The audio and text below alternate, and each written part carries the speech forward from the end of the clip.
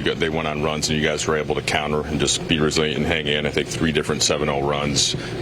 Where has that come from this team all year, and where did you feel like in the fourth when you tried to go to it? What was OKC able to do? I mean, we played well in spurts. We had some really good minutes up and obviously through 3. We was able to take a 5-point lead in the third quarter, and then they made a run, obviously. In the fourth quarter, they kept scoring. They're really good, but exploiting matchups and things of that nature. But we had a good game plan. We tried to execute that close to 48 minutes. I just didn't get it done. Them forcing turnovers is what they do better than anybody. You guys know you have to not turn the ball over. When a team is that good at it, what is it? Just you have to be that much sharper, and then how does that play out in these first 2 games? I don't know. We've had opportunities. I think offensively we've had some really good looks. Some of them haven't went down to the paint. We've had some turnovers. Today it wasn't that many where it was like careless turnovers. Some of them was being aggressive, and be okay with that. When we spoke to JJ post-game, he was pretty irate about the officiating. We saw you have some discourse with the refs as the game went on. How do you feel like the officiating was a factor in those runs that they were able to put together? We're down 2-0. JJ said that of all superstars that you have the worst whistle that he's ever seen. Why do you think that is? I don't know. When you were talking about that run in the third quarter, SGA goes out with his 4th foul, 10:50 left. You guys are up 5. And then, I guess, without SGA on the floor, the MVP, they go on that big run.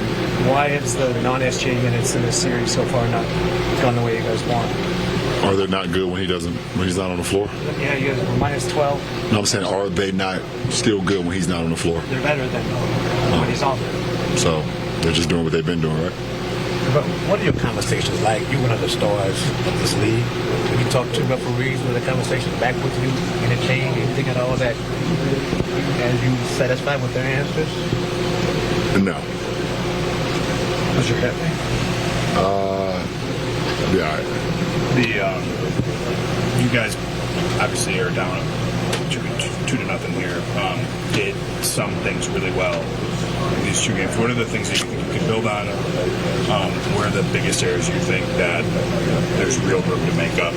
I think tonight, we did a good job with our first defense.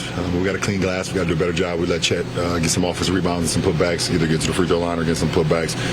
Versus a team like that, you can't, give up second chance points. We did a great job in the Houston series of, as the series went on, of being better at that. So we got to do a better job of hitting, and not allowing them to get second chance points. We're able to hold a team like that to a first stop. I think we can get better at that. Are those baskets, especially when you're playing a team where you have to be so close to perfect, are those extra deflating, the game plan? Yeah, they can be. It all depends when it happens, at what point in the game it happens. So they can be. What did you see from Austin? He had a playoff career high. I know the game doesn't go in your guys' favor, but him getting in a role offensively, what were you seeing from him? Austin being Austin. Away from you, anything that kind of stood out the most? Well, I talked about it a little bit yesterday. Them being +9 in the non-shade minutes, and then, in the second half, we just got blitzed.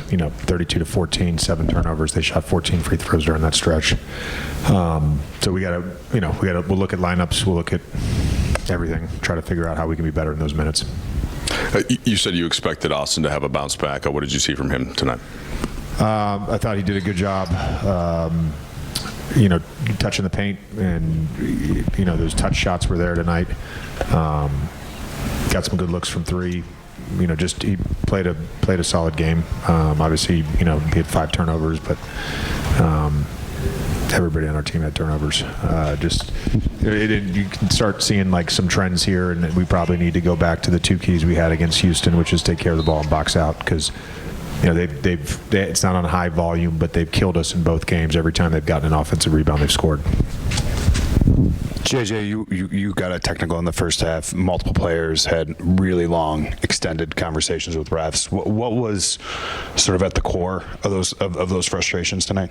Yeah, I sarcastically said the other day they were the most disruptive team without fouling. They have a few guys that foul on every possession, and all the good defenses do. SGA gets like I don't even know, a touch foul, I guess, on the drive. There was a stretch where 4 straight possessions, our guys got absolutely clobbered trying to make an entry pass to Jackson, and Jalen Williams is grabbing his jersey with both arms. That's a turn. They're hard enough to play. They're hard enough to play. You've got to be able to just call it if they foul, and they do foul. Along those lines, I mean, LeBron has, I think, taken 5 free throws here in 2 games. Have you seen him be like attacking and downhill? And are you surprised he hasn't been able to get to the line more? Well, he gets clobbered on that one, with Jalen Williams coming over trying to block the shot when he spun baseline on Dort. That was in that stretch as well. LeBron has the worst whistle of any star player I've ever seen. I mean, I've been with him 2 years now. There's, again, the smaller guys, because they can be theatric, they typically draw more fouls, and the bigger players that are, built like LeBron, it's hard for them. But he gets clobbered, and he got clobbered again tonight a bunch, and that's not like a new thing. That's not specific to this crew or, this series. He gets fouled a lot. That doesn't happen. I mean, guy gets hit on the head more than any player I've seen on drives, and it rarely gets called. So. Do you think composure was a factor at all, or do you think because of the kind of the blatant things you're talking about, there's no other way to react than to point out? Oh, no, but our guys were so good tonight, just staying together and poised. The emotion's part of basketball, and I think some of the reason they're officiated the way they are is because they don't show emotion, and that's a credit to them. I mean, they've really taken the emotion out of the game. They're super tight-knit. They don't complain to the officials, and they, maybe they're the beneficiaries of that. I don't know. JJ, yesterday you were talking about the non-SGA minutes, how you had to win those minutes or be even. First half you won them, and then he goes out with that 4th foul, 10:53 left in the 3rd quarter, and then I think it was minus 18 for you guys with SGA not on the floor. I know the refs part of that, but what do you attribute that to? I'm just letting you know how the game was officiated. It's not that we didn't lose because of the refs. That's never the case. You don't lose because of refs. You lose because the other team outplays you. Oklahoma City outplayed us. They shot 13 free throws, I think, in that stretch I'm talking about. And a lot of them were fouls. I mean, a lot of them were fouls. But again,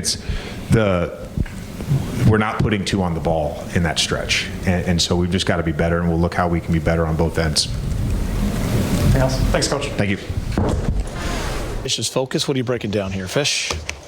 Well, one of the reasons that NBA teams get to the wall on this one, Geets. Yes, sir. Even in the air, we're going to get to the wall and break it down. The reason why NBA teams do not like putting 2 guys on one person is because the other 4 guys are really good. And when you see the Lakers commit bodies to SGA, as you freeze here, look at all the guys, 2 on the ball. So now it's 4 blue jerseys against 3 Lakers on the backside. Ball comes out to Mitchell. DeAndre should already be on the move. You see LeBron pointing just a little bit late in the rotation. It's always going to be tough for centers to do that in rotation defensively. Holmgren knocks down the 3.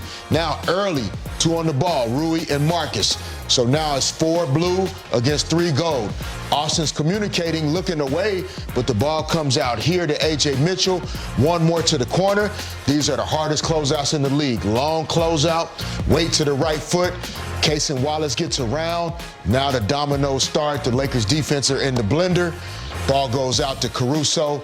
He knocks down the 3 in the corner there. So you see 2 corner threes coming off of 2 guys on the ball with SGA. Now in transition, just a split second, head down behind the basketball, and then the ball comes out to Mitchell, and that gap here, maybe DeAndre gets back a little quicker, but now Rui's the low guy. He should be on the move to the backside of the defense. He's a little late, worried about Holmgren. A.J. Mitchell right down the lane to the front of the rim. And then again, 2 guys on the MVP. That's the choice you make. Ball comes out to Caruso, but now he's used to what the Lakers are doing. So Luke Kennard tries to play between 2 guys, Mitchell and Alex Caruso. He splits the defense. Now he sees 2 Lakers here. Guess who's open? Another corner 3 that started with putting 2 guys on the ball on SGA initially. And so that's what you kind of decide to give up when you put 2 guys on the ball. And the OKC, they have a roster that not only do they make the right plays coming out of those situations, but they're also converting those open threes and open shots when they get those chances. I know it's just a handful of plays, but it's a great breakdown, big game, and it shows you like how the Lakers are defending SGA. But as Fish mentioned, the dominoes fall. Just all, every little like misstep, or whether you don't get back in time, or you take one wrong, step, or you don't close out fast enough, they make you pay. Ball movement. Yeah, Oklahoma, you see how talented they are. You know how quick and strong and how fast they are. But one thing you don't talk a lot about is the intellect of like each player. Like Fish just showed, you might get away with one, round of good defense on one play, but then Caruso, he picked up on that, and he split the defense. That's nothing but intellect and patience, and just looking at film and kind of knowing what your options are. That makes them even tougher, Geeter. They're talented, they play well, they're also a very intelligent basketball team, and they make you pay for not mistakes, but they make you pay for little adjustments that you make, and they're able to pick them up and, benefit off of it. It's a tough team to play against. It really is. I mean, those are offensive, high IQ basketball plays that then they blend with elite high basketball IQ defensive plays. And so when a team is this balanced, you can't make some of the mistakes that the Lakers have made thus far in 2 games. And that's just the margin for error is much smaller when you're playing against the best. Speaking of that balance, here it is. A.J. Mitchell and Jared McCain, just 2 of the guys. You're talking about the 6th man most of the year in A.J. Mitchell.